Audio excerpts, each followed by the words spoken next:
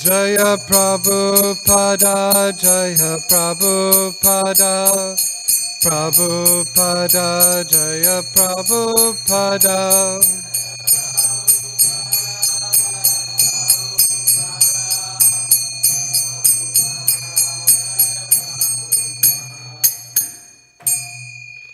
Jayam Vishnupad Paramahansa Parivrajacharya Stotra Sitashi Shrimad.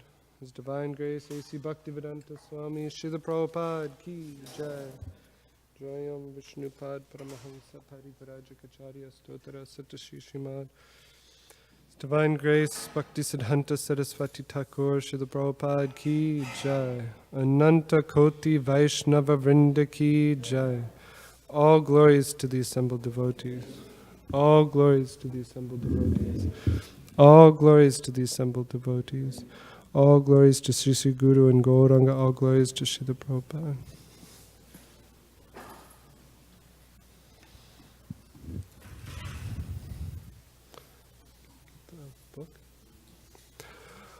Om Namo Bhagavate Vasudevaya.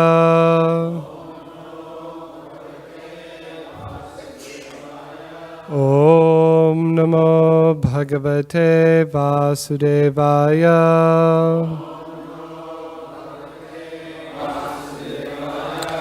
Om Namo Bhagavate Vasudevaya.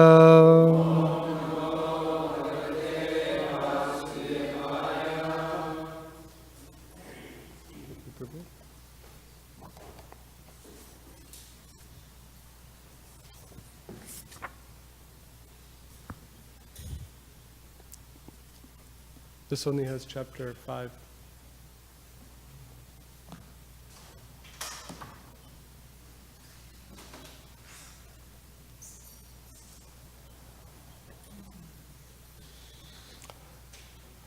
Gangsena Parhita Gaura Putana Bala Gatani Sisungscha Charanignanti Pura Grama Vrajadishu Gangsena Prahita Gaura Putana Balagatani Sisungscha Charanignanti Pura Grama Vrajadishu Gangsena Prahita Gaura Putana Balagatani Sisungscha Charanignanti Pura Grama Vrajadishu. I have this.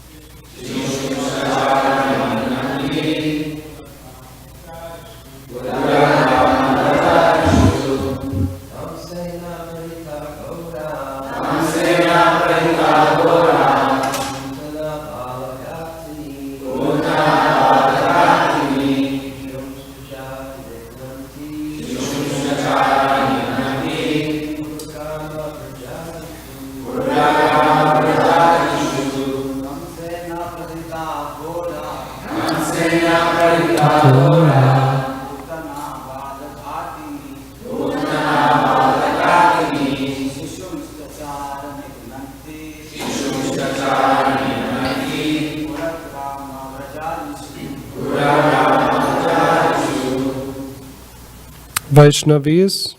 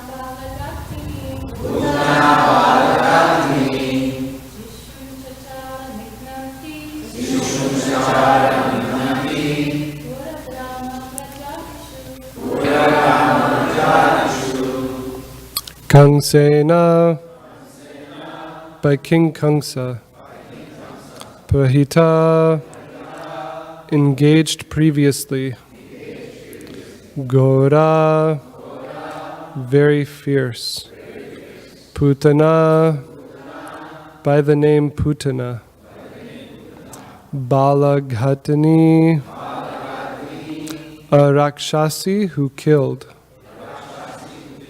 Sishun, small babies, Chachara, wandered, Nignanti, killing, Puragrama Vrajadishu, in towns, cities, and villages here and there. Translation.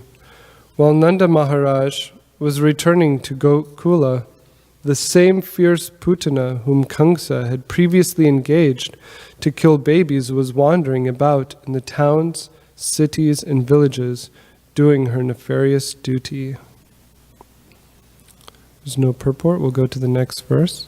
Na yatra sravanadini raksho gnani svakarmasu kurvanti sattvatam bhartur yatu dhanyas chatatrahi.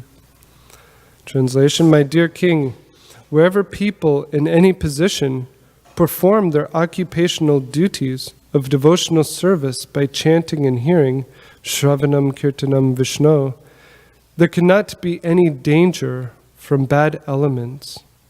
Therefore, there was no need for anxiety about Gokula while the Supreme Personality of Godhead was personally present. Purport by His Divine Grace A.C. Bhaktivedanta Swami Srila Prabhupada Ki Jai.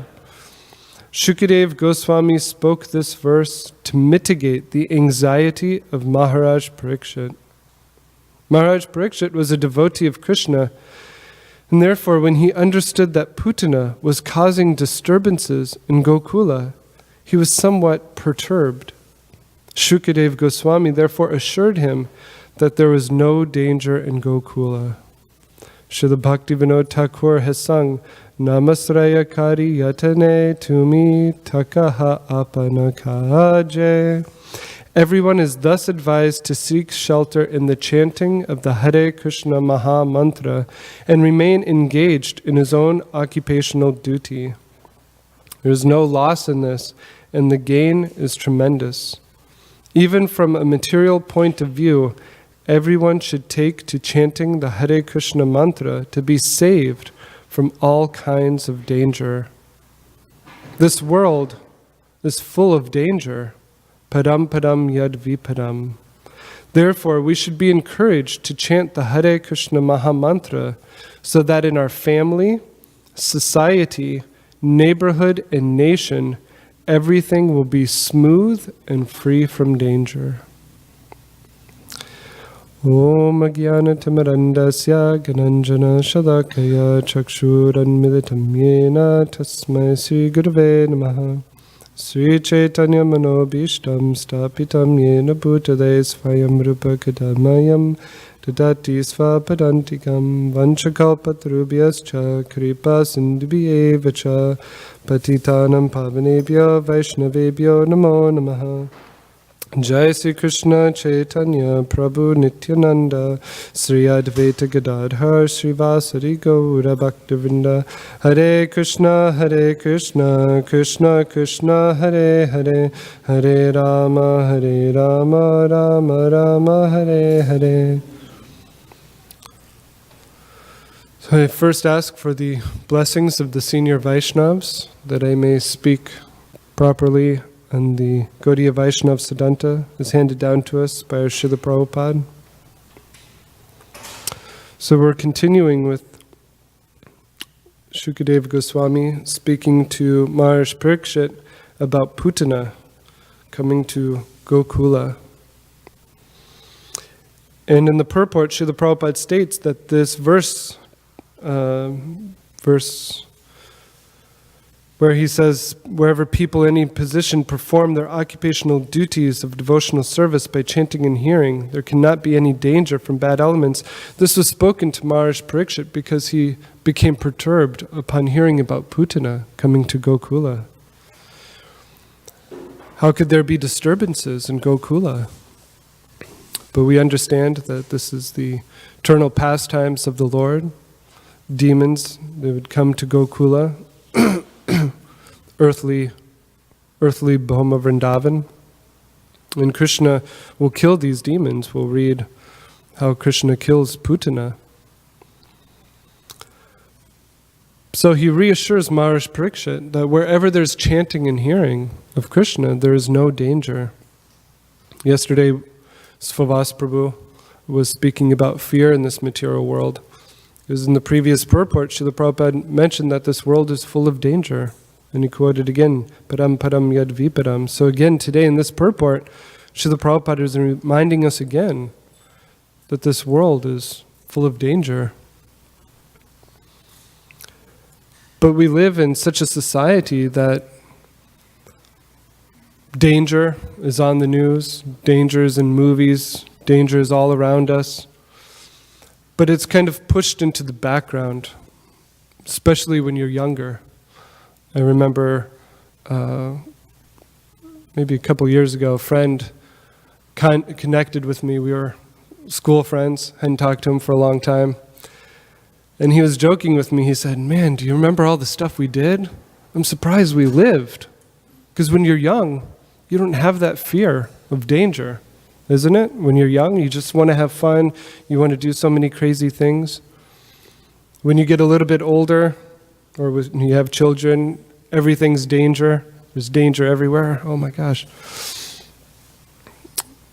But in the society that we live in, danger, old age, disease, they don't want us to focus on that so much as they want us to be passive consumers. They want us to focus on buying, shopping, go to school so that you can get a good job, get a family, make a career out of yourself. Don't worry about birth, death, old age, and disease. Just worry about getting the American dream, the good things in life. And what has been created is like a Disneyland society.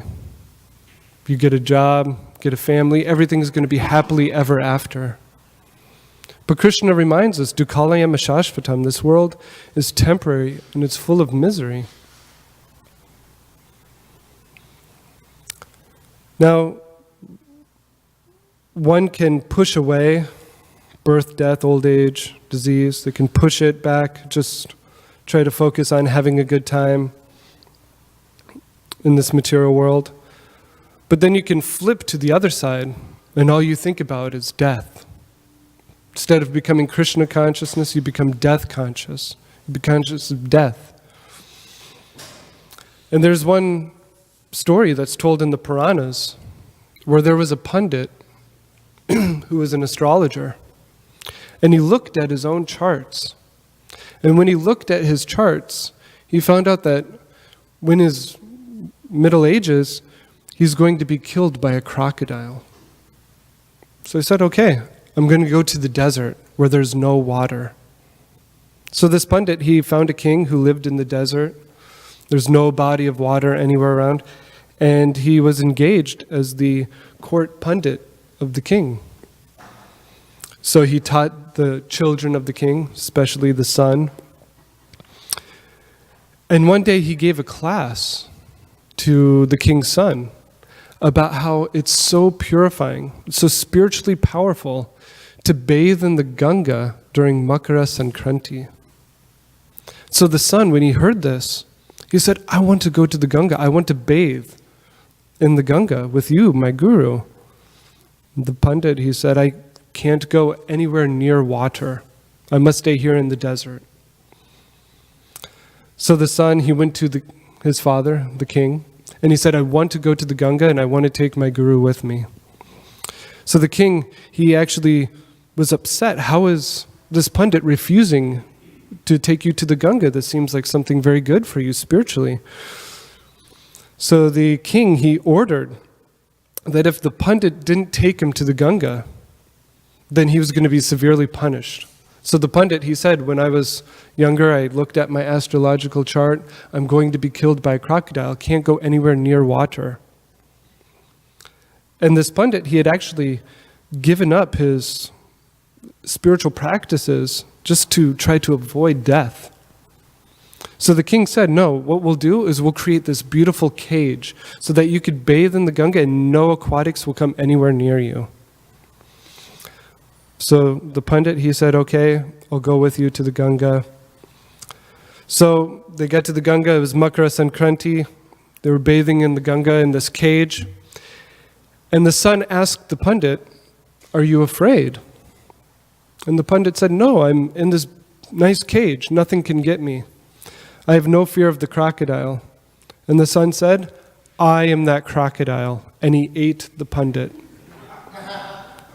So just see, the Pandit, he gave up his spiritual life so that he could go to the desert and try to avoid death. But destiny came anyway. We can try and run from so many things and become death conscious. But whatever's going to happen is whatever's going to happen. And so we have these different upadhis, these designations that we think we are. We're spending so much time in this material world focusing on who we are not than who we really are. Sarvopadi vinir muktam tat padatvenam nirmalam hrishikena hrishikesha sevanam bhaktir uchite. By performing devotional service, one becomes freed from those upadhis. He uses the material senses in the service of the master of the senses. And devotional service starts with the tongue. Atta Shri Krishna namari na bhavadgrayam indriya sevan mukhe hi jivado swayam evas bharatyada. Jivado, it starts with the tongue. By chanting and using the tongue to glorify the Lord, rather than to glorify this material world, this Disneyland society, this death consciousness, by glorifying Krishna, by chanting Krishna's names, one becomes free from all these upadhis, these false designations. And so Shukadeva Goswami, he states that wherever people in any position perform their occupational duties of devotional service by chanting and hearing, there cannot be any danger from bad elements. Srila Prabhupada in this purport, he said, everyone is thus advised to seek shelter in the chanting of the Hare Krishna Maha Mantra. Hare Krishna, Krishna Krishna, Hare Hare, Hare Ram, Ram Ram, Hare Hare. So it starts. Devotional service starts with the tongue. In the translation it says, Shravanam Kirtanam Vishnu. So devotional service starts with hearing and chanting about the presidential election. It starts with hearing and chanting about sports. No, it starts with hearing and chanting about Vishnu, about Krishna. Kaler doshanidhe rajan astiheka mahan gunaha kirtanad eva krishnasya mukta sangam param virajet. This Kali Yuga, this material world that we're living in now, is an ocean of faults. But there's one great quality about it, that by hearing and chanting the Maha Mantra, one can be easily liberated. This is Lord Chaitanya Mahaprabhu's gift to the world. He garlanded the world with the holy name. And he's begging us to just chant. Krishna himself, in the mood of his devotee, came to give this special, easily process of chanting the holy names. And so we have to change things spiritually rather than materially.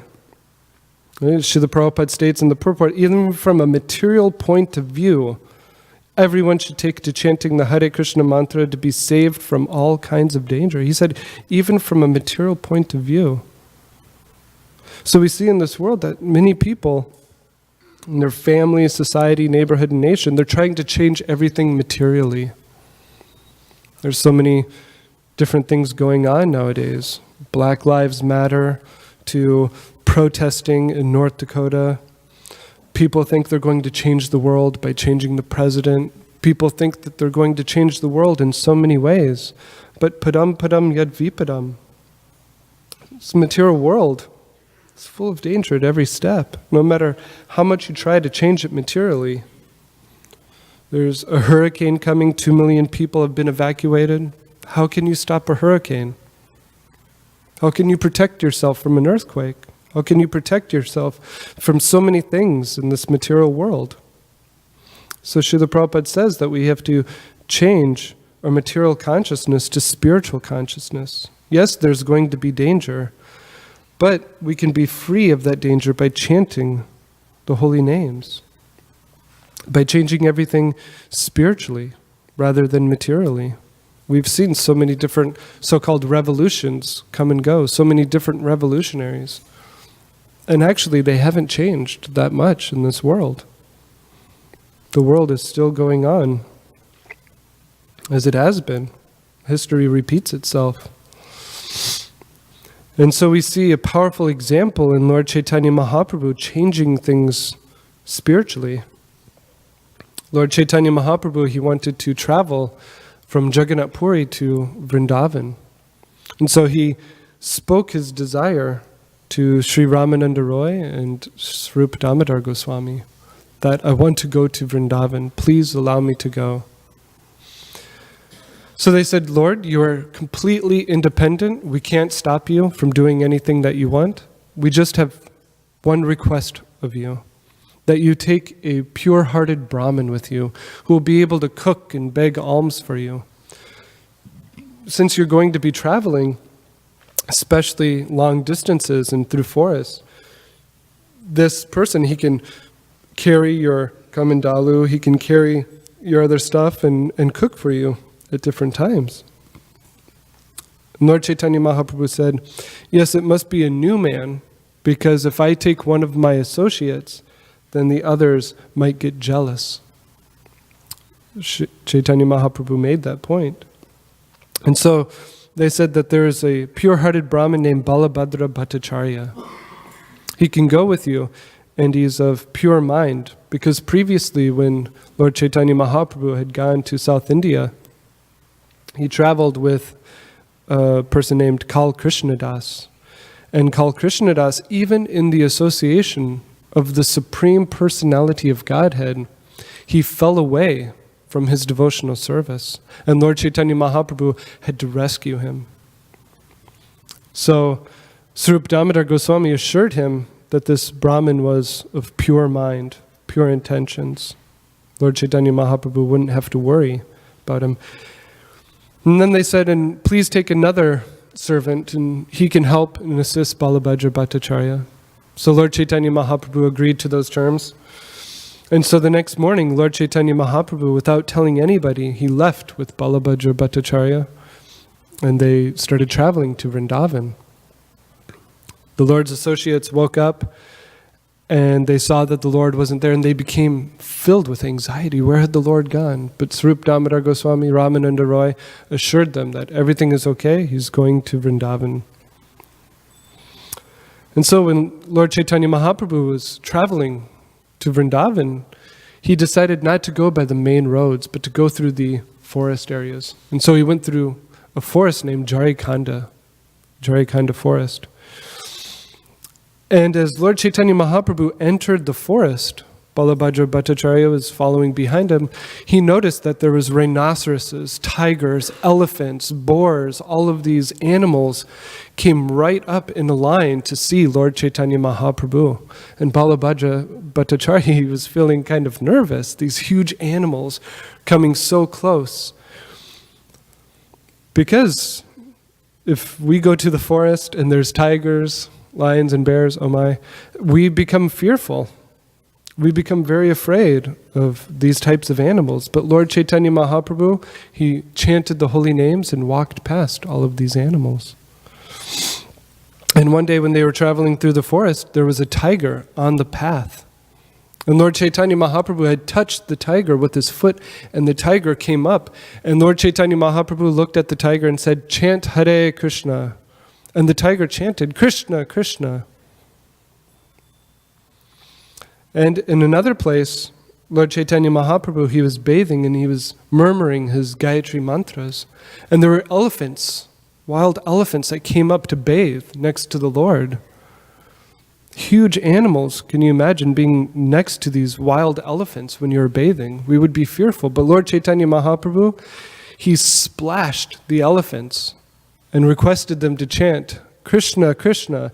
And the elephants being splashed by the water from the Lord's lotus hand and being requested to chant, they started screaming the holy names. Some of them even fell down in ecstasy, chanting the holy names. And in another place, Lord Chaitanya Mahaprabhu, he was walking through the forest, and these does, they started following him. Deer and these does, they came up and they started following Lord Chaitanya Mahaprabhu. And when these does, they were following Lord Chaitanya Mahaprabhu, 6 or 7 tigers also came into the group right next to the deer. And seeing this, Lord Chaitanya Mahaprabhu, he quoted a verse from Srimad Bhagavatam. The Lord said, "Vrindavan is the transcendental abode of the Lord, where there is no hunger, anger, or thirst. Though naturally inimical, both human beings and fierce animals live there together in transcendental friendship." So this is the abode of Vrindavan. And Lord Chaitanya Mahaprabhu, when he started chanting the holy names, the deer and the tigers actually started dancing together and touching mouths. The deer and the tigers, they were kissing in ecstasy. So Lord Chaitanya Mahaprabhu, when he was traveling through Jarikhanda forest, he saw the forest as Vrindavan. He saw the hills as Govardhan, the rivers as the river Jamuna. Wherever he went, he was seeing Vrindavan. And so Srila Prabhupada is talking today about changing the world. And to start with changing the world, we have to change our consciousness. From material consciousness to spiritual consciousness. And it all starts with chanting Hare Krishna, Krishna Krishna, Hare Hare, Hare Ram, Ram Ram, Hare Hare. You know, sometimes we have this notion that, oh, I want to save the world. I want to change the world. But change and saving starts with ourselves. When we fly in an airplane, the stewardess always comes over to us. And when we're sitting with our daughter, they say, first put the oxygen mask on yourself and then your child. Right, Mataji? And so, this is a very important point, that even in that circumstance, we have to save ourselves to save our daughter. So if we're wanting to change the world, wanting to save the world, change it from being full of danger to being filled with deers and tigers dancing and chanting Hare Krishna together, then we have to change ourselves first. We have to take this process very seriously. And then we chant the holy names, Cheto Darpanam Marjanam Bhavamaha Devagni Nivapanam, that it cleanses the mirror of the heart. We're able to see who we really are, Jiver Sarupohe Krishna Nitidas, rather than what others want us to be, or in our conditioning, who we think we are. So I'll stop here if there's any questions or comments. Brigupati Prabhu. Krishna.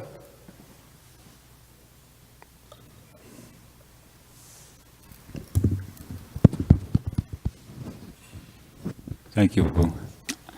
In the earlier part of your class, you were telling that story about the devotee who was, or I don't know if he was a devotee, the person who was an astrologer, and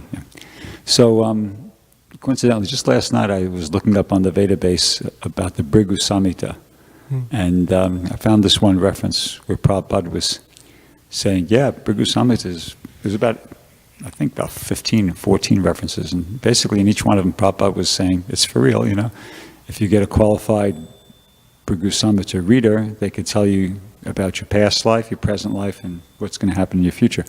And in the last reference, Prabhupada said, just like myself, this was like out of TKG's diary, it was right towards the end of his life, he was saying that it was predicted that at the age of 70, I would open many temples.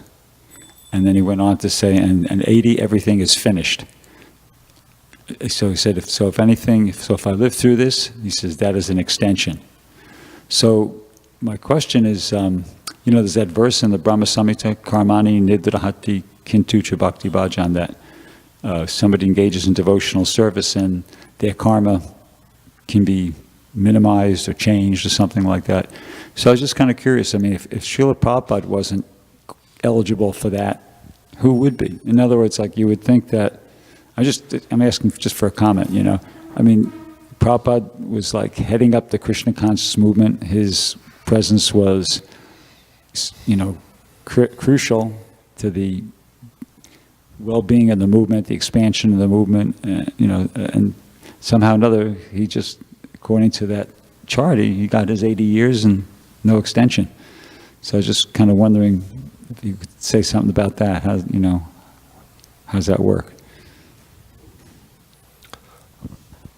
I'm not very expert in Bhrigu Samhita or, astrological things, but Srila Prabhupada was completely surrendered to the will of Krishna.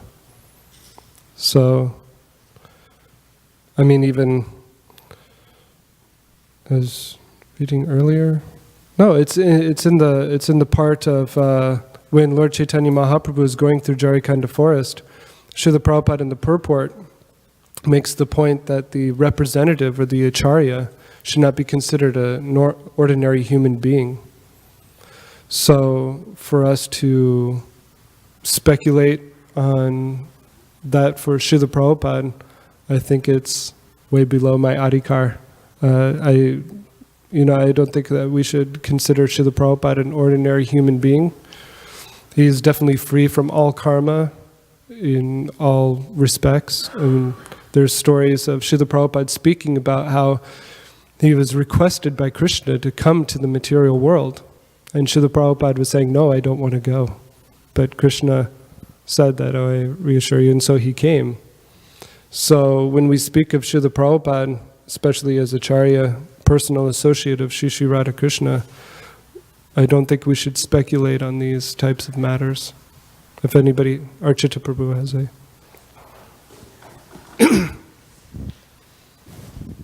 Hare Krishna. Thank you for a very nice class, Bal Gopal Prabhu. It's like asking, why did any of the other acharyas leave when they left? Bhaktivinoda Thakur, he had reestablished the importance of Krishna consciousness that had been lost and perverted. Why didn't he stay another 50 years and make it really, really strong? Why did Srila Bhaktisiddhanta leave so early? He could have stayed, obviously, another 30, 40, 50 years and really made his movement strong in India. So, like you said, when you're dealing with a pure devotee, that means they're completely surrendered to Krishna, And everything they do is orchestrated by Krishna. Krishna is the supreme director. He's directing everything. And therefore, again, I've stressed this point so many times, but it's cropped up again recently, where, we have some scholars in our movement who think that Srila Prabhupada is a pure devotee, but that doesn't mean that everything that he did was okay, and you have the right to criticize some of the things that he's done, and, just like a child has the right when they grow up to criticize their parents. Nonsense. Nonsense. If you accept that Prabhupada is a pure devotee, then everything he did, everything he said was completely directed by Krishna. So you're criticizing Krishna. It's like criticizing Arjuna for killing Karna when he stepped up the chariot. Krishna told him to do it. So if you criticize Arjuna, you're criticizing Krishna. So to criticize Prabhupada for anything that he did or said is criticizing Krishna. Because he's a pure devotee and everything that he did was completely directed by Krishna. It may seem wrong or off to you because you're off. If you're seeing properly that Prabhupada is a pure devotee, then everything he did was completely orchestrated by Krishna. And like he said, I didn't write these books. Krishna dictated and I wrote them.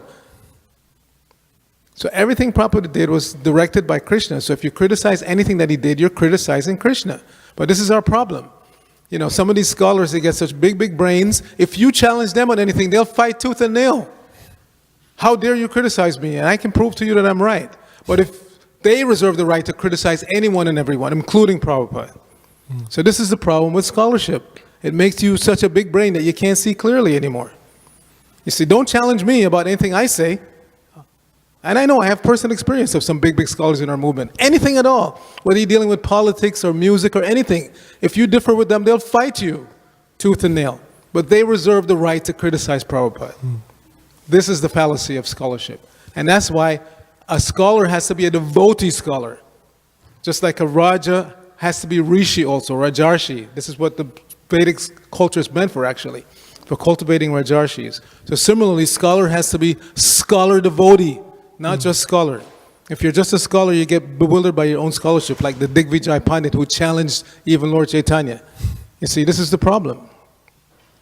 So yes, your question is, why did Prabhupada leave? Because Krishna wanted him to leave at that time. Yes, obviously he could have stayed another 20, 50, 200 years. He himself said at Kumbh Mela that there are rishis on this planet, there are sages on this planet who have been here for hundreds of years. And they'll probably be here for 100 more years. So he could have obviously stayed for 300, 400, 500 years if Krishna wanted. But that's not what Krishna wanted. He wanted him to leave at that point. Just like Parikshit had to leave so that Kali Yuga could come in. So similarly, Prabhupada had to leave so certain things could happen. It's up to the speaker to decide who he wants to ask next. Prabhu. Oh, okay.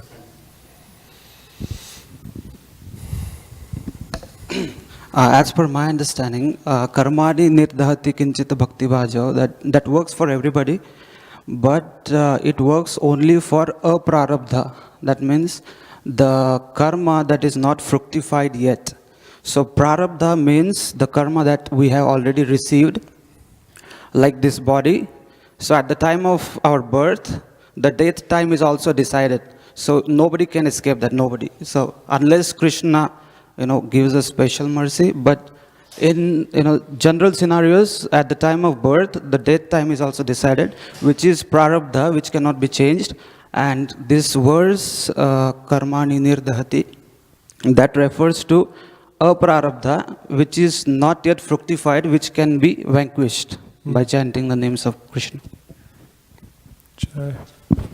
Grantaraj Srimad Bhagavatam ki, Srila Prabhupada ki.